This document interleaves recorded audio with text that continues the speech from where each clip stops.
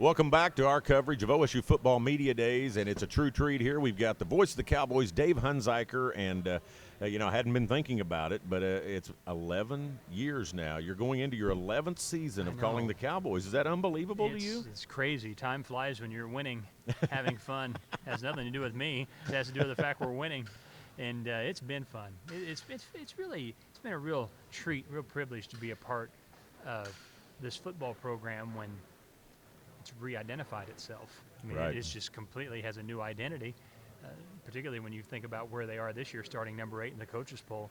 It's been a blast. I just feel very fortunate, very blessed to be a part of it. It's really been fun. I'm right there with you, and I tell my staff, we've been raising money for these facilities, and we talked about how, all the time we were in people's homes with parties and different events trying to get people to give money so we could make it happen, the stadium renovation. And we always said, hey, if we build it, they will come. And not only are we seeing the fans come, but we're also seeing the recruiting getting better and better. So I'm glad that we weren't just making that up. It's actually coming to fruition. It has, and of course Boone Pickens led the charge in the Next No Level doubt. campaign, but I think every person who made a contribution to that campaign, it wasn't flying blind necessarily, but there certainly wasn't the track record that there is now to think that whatever that big sacrifice you're going to make was going to deliver fruit. We didn't know. I mean, we thought it would.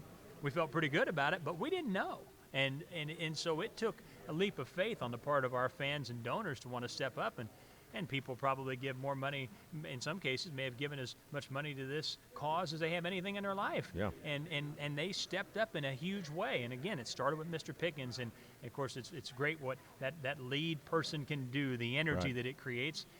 So I think everyone can take a great deal of pride in knowing that they played a role in helping this thing get to where it is today. Whether you bought season tickets, club seats, you bought a suite, you just donated an amount to name something, or just to say, hey, throw that at the stadium.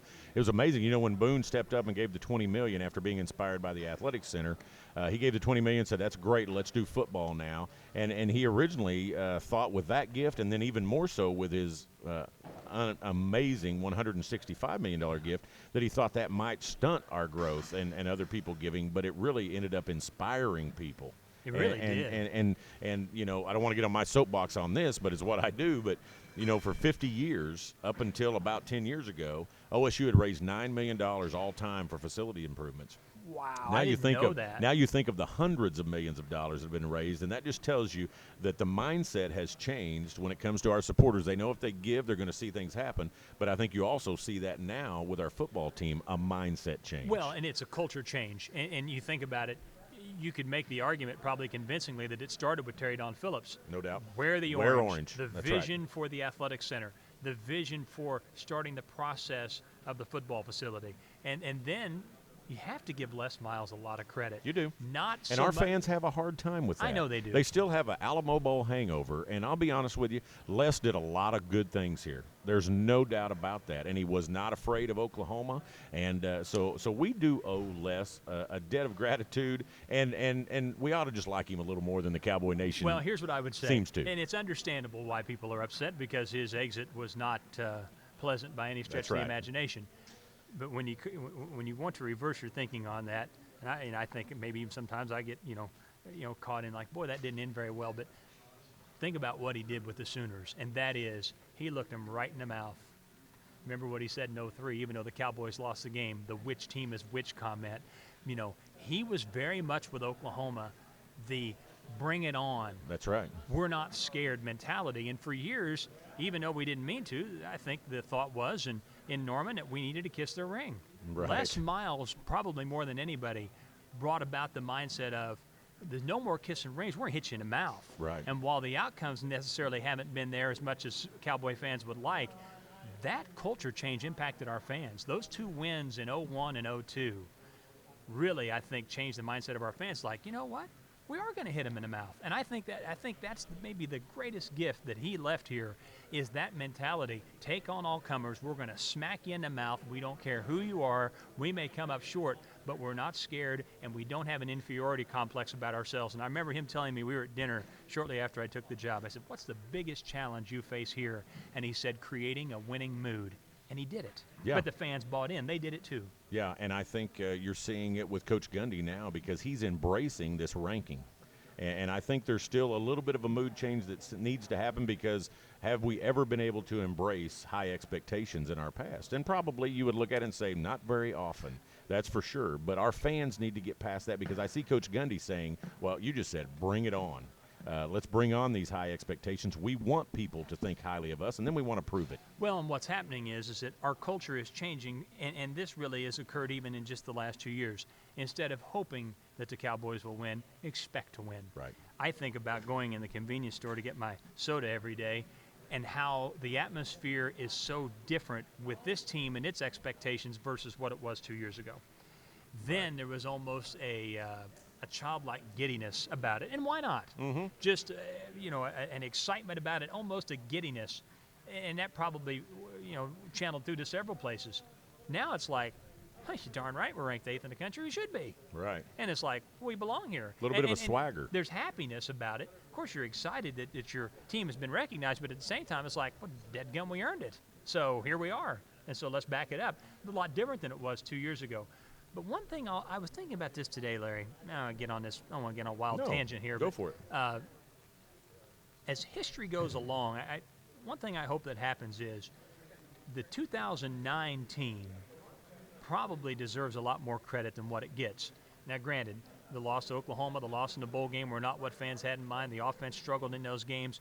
But when you lose Des Bryant, when you lose Ori Lemon, when you lose Kendall Hunter, when you lose Jamal Mosley, your starting best tight coaching end. job, truthfully. Well, the thing is, that team wins 9 games. Larry, that team could have won 6. Could have lost at A&M. Could have lost at home to Missouri. Could have easily lost at home to Texas Tech. Could have lost a home game to Colorado. Had to pull that one out of the fire. If you go 6-6 in that season, going into last year, instead of them talking about you reloading, they're talking about the fact that your program's going down the toilet. Right. The fact that team... Because you lose so many starters off a team that won 6. You're and then right. They're like, well, you guys are going to be horrible. They thought we were going to be horrible anyway. That's Boy, right. were they wrong with the way things turned out. But you stop and think about that team persevered. Guys like Tostin is a classic example of toughness. Andre Sexton, guys like that. Tostin playing with that injury. I mean, there should have been a season ender. Oh, well, he should have been done. They're supposed to do surgery, and he told him he wouldn't do it. Right. He said, can I hurt it anymore? No. Well, Okay. then fine, I'm playing. Yeah. But that team could persevere. And a lot of the guys on last year's team were a part of that. But I think that affected their mentality. I haven't asked any of the guys that. I'm going to here in the preseason. How much did being able to battle through all that stuff in 2009 help you as you reloaded for last year? Sure. I think it was Great huge. question. I think it'll go down as people ponder it. I think they'll realize if we don't hang on and do as well as we did in 2009, 2010 is probably not the same. We wouldn't be sitting here today having this discussion. I think, not to dwell too much on that, but that team in 2009 probably, when you stop and think about it, deserves more credit than maybe it gets, because it may well have been the key year in this whole thing. So do you think the makeup of this team is right, with the right amount of veterans and leadership that can handle the expectations? And I guess, what are your expectations for this year? Oh, I think they can. I think it starts with Whedon. And the reason that, and Whedon is a guy that he's been the highest draft choice in New York Yankees organization. You know, he said to me one time, he says, shoot, this is nothing pressure-wise. You're Right. George Steinbrenner's highest pick, and things aren't going well. Let me tell you something, brother, that's pressure. Mm-hmm. And, because he's a little rough, as we all know. And so, and the thing is, he understands what it's like to succeed, but also what it's like to fail. He's been on both sides of that. Right. So I think when he's your kingpin, he's your leader, he gets it. It's Right. not necessarily just his age, it's just his life experience, what he's been through. And I think he sets the tone for everybody else. And I think that's a huge piece. I like the chemistry of this group. They seem to get along very well. They're high character guys. They try to do the right thing. I think that's a bigger deal than you might think. And sometimes that's the difference between losing a game and winning a game. So I do. I like this makeup a lot. And sometimes you get to this position, Larry, you're trying to make that next big leap to get into the BCS, to win a league championship. Sometimes not only about how good you are, how good is A&M really going to be? Right. We don't know. Right. They could be a top 10 team. They may just be a top 25 team. We don't know. Mm-hmm. Missouri the same way. How good are they? What's their quarterback situation really going to be Right. like? Because it's a very iffy proposition. Are they a top 15 team? Are they a top 30 team? Those little pieces really decide how winnable those games are, and how winnable those games are the difference between you maybe rolling into that last game 11-0 and maybe sitting there with 1 or 2 losses, and there's your difference between BCS, league championship, versus a pretty darn good season nonetheless. Let me ask a question or two from folks that have tweeted in, and you'll like this because it's our buddy Brody Myers, a guy that's one of these days is going to replace us. Yeah. I mean, that kid's got talent. There's no doubt about it. We got a couple kids here in Stillwater. It may just be the whole broadcast crew. We may just assign them now. Yeah, There's exactly. A couple kids like that. Well, Brody Myers, I mean, he is so much fun and really does have talent. And Brody, I mean that. I know you're watching. We appreciate that. But we've asked all the players, so I want to ask our play-by-play guy. Yeah. What's your favorite uniform combination? What do you think of the new unis? Oh, I like the gray pants. And I don't want to say too much till I see them in a game, and that sounds like a chicken answer, but you really don't know. I mean, till you put them out there and really see them. You know, I like the gray pants. I like, you know, the potential for, you know, mixing some of those different combinations with the gray pants. I'll be interested to see what they look like, but I love them. You know, if you were 6-6, Nike wouldn't care. They wouldn't give you new uniforms if you were going 6-6 and 7-5. So that in and of itself tells you where your program is. We've re-identified ourselves as a program with our success. Why not do the same thing with your identity? So it's the perfect time. I'll tell you, I've heard a lot of positives because change is hard sometimes. I know when we changed our brand, a lot of people wanted that old brand back, and it was much more controversial than the uniforms have been. So it's really gotten a positive reception. Tulsa and Oklahoma City both, so it's been good. And I was glad that, you know, sometimes when those things happen, you end up having to go through a logo change, which I was glad that wasn't a part of this particular equation because timing of that right now, we just went through that 10 years ago, and, you know, the economy's not great. We want our fans to go buy gear, but we don't want them to have to go buy a whole closet full now. Do it in increments, you know. And we do, fans. We still want you guys in orange. That is our tradition now. That's how you know where the Cowboy fans are. That's how you know that we own 75% of the Cotton Bowl and all of those things when we're there. So keep wearing your orange. There's going to be some great opportunities for some other colors as well, but on game days we want you in orange. All right, Brody also asked, and we'll just make this one real quick if you can, Dave. Is there an unknown player that will have a breakout year for us? I mean, who do you expect that might be a household name by the end of this year? You know, I was pondering that yesterday, as a matter of fact. You know, it's time for Hubert Anyum to go. And I think if you ask guys on the offense, if you talk to Brandon Whedon, they'll tell you he's the guy. Now, you say, well, we know who he is. He led the team in catches 2 years ago.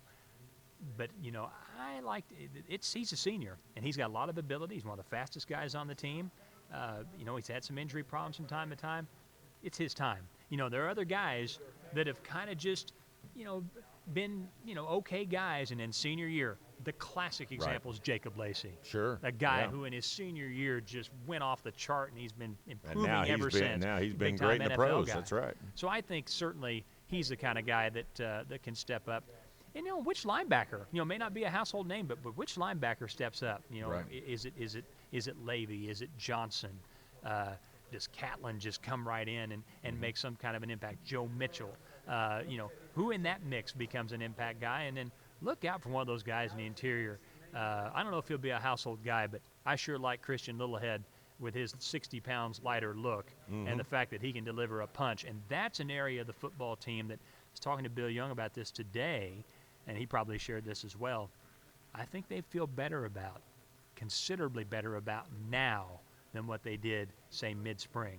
That could be the area where if you had a concern area and there was an area of this football team that they feel better about now than they did, say, mid-April, that probably would be it. All right, and we're going to end with this question, and it's kind of a softball for you, but it might be a hard one for you to come up with because you've called so many plays, a decade of calling OSU sports, and you've done a great job with it, and your enthusiasm we all love. But Sea of Orange tweeted in, most memorable play called. It has to be Rashawn and Norman, first year 01. The catch, because that's the play. And we need to give credit to T.D. Bryant, too, because he made that great catch over the middle to set the stage for that. And it's a diving catch down about the 25-yard line. Those are the ones that started everything. Right. That game started everything. It changed our culture.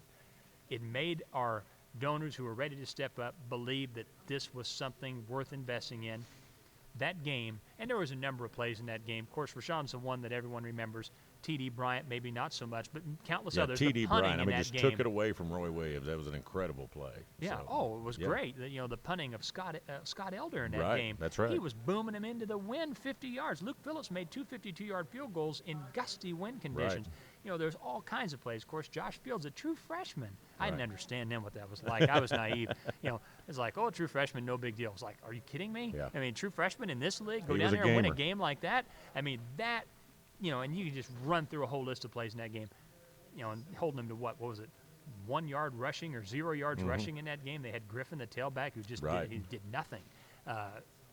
That whole game, capped by the play, was it, because it set the stage and put everything in motion for where we sit now. I'm just going to go ahead and guess that a shout-out to Cowboy basketball. It's got to be the John Lucas shot to go to the Final Four. Oh, yeah.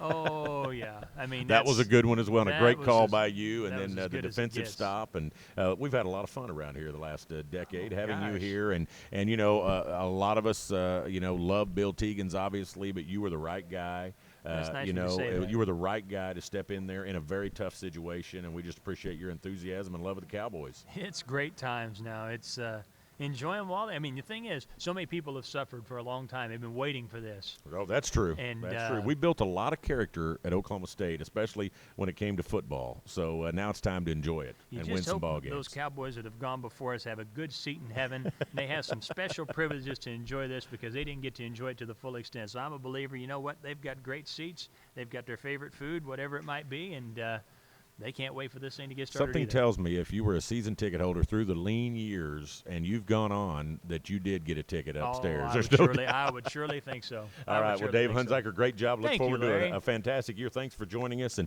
we want to thank all of you for joining us as we stream live here from OSU Media Days.